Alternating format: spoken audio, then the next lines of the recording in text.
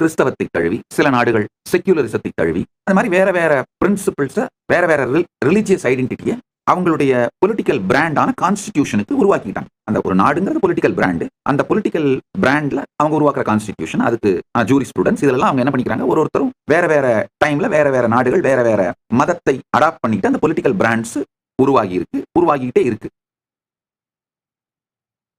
நானும் கைலாசமும் இந்த civilisational நேஷனான மகாபாரதத்தை represent பண்றோம்.